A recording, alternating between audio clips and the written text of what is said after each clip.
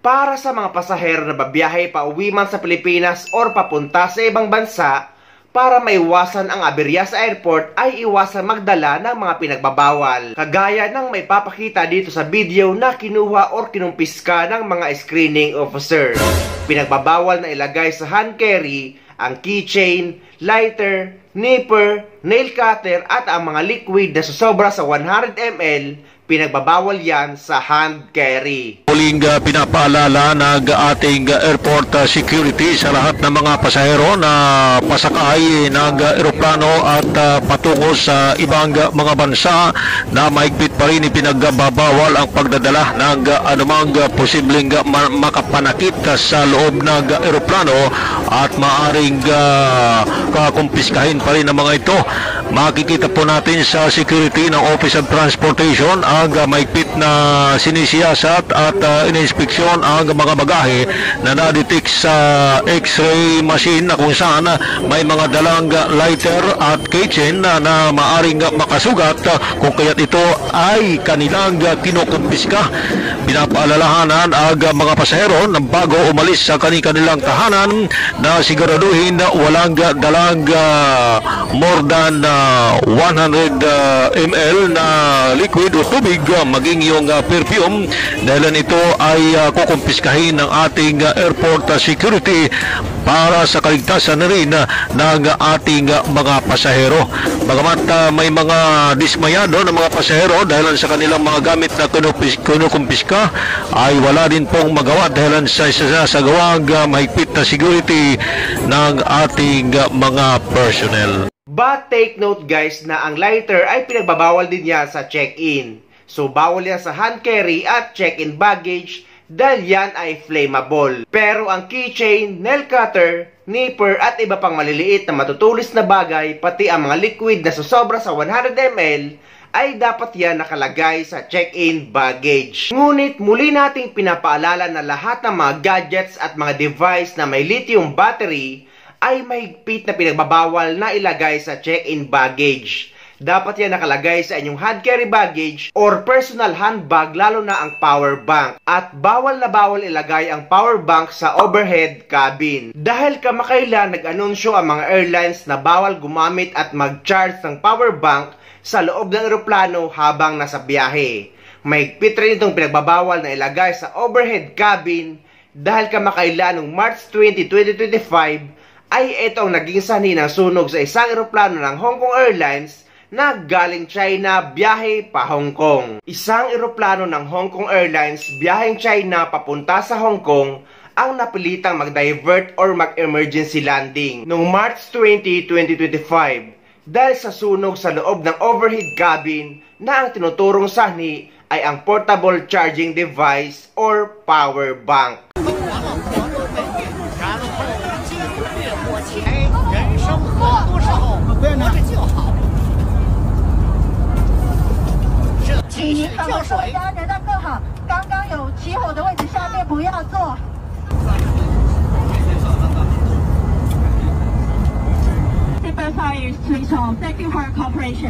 A Hong Kong Airlines flight traveling from Hangzhou on the mainland to Hong Kong was forced to divert to Fuzhou mid-flight after a fire broke out in the cabin.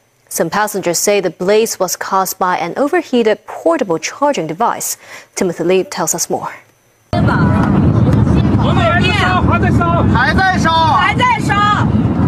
Video provided by passengers showed the flame emerging from the overhead compartment. Other passengers could be heard in the video saying that they couldn't put out the fire even after using the fire extinguisher. Cabin crew and other passengers were seen passing down bottles of water and even tea and juice in an attempt to extinguish the blaze. Their effort was ultimately successful, with the overhead compartment now severely blackened from the smoke.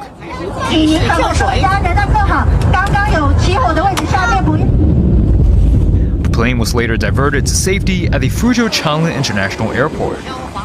Local fire services, personnel, and police were placed on standby. The affected flight, designated HX115, departed from Hangzhou at 12:56 p.m. and was initially set to reach Hong Kong at 2:56 p.m. Those on board included 160 passengers and 8 cabin crew members.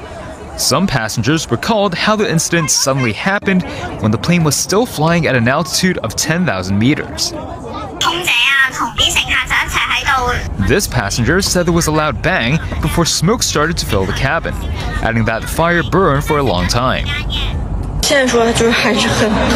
Another passenger said there was nothing anyone could do at the time, and that they could only pray for a safe landing. Reports said the blaze was caused by an overheated portable charging device. This after a similar incident happened earlier this year when a charging device was suspected of starting a fire on an Air Busan flight. In a bid to prevent such fires from happening again, South Korean authorities mandated that passengers must place the batteries of the portable devices in a plastic bag when boarding planes. They are also barred from charging the devices while flying. Airlines such as EVA Air and Thai Airways have already followed suit.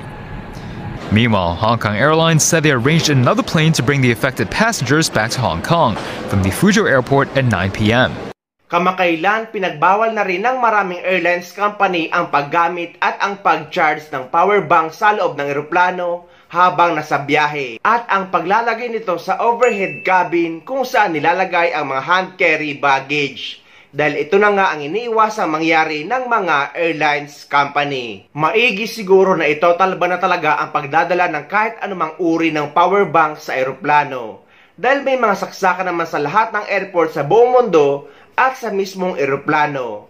At uso na din sa iba't ibang mga bansa sa mga airport ang power bank rental kung saan pwede ka mag-rent ng power bank paglapag mo sa eroplano kung kinakailangan mo nito.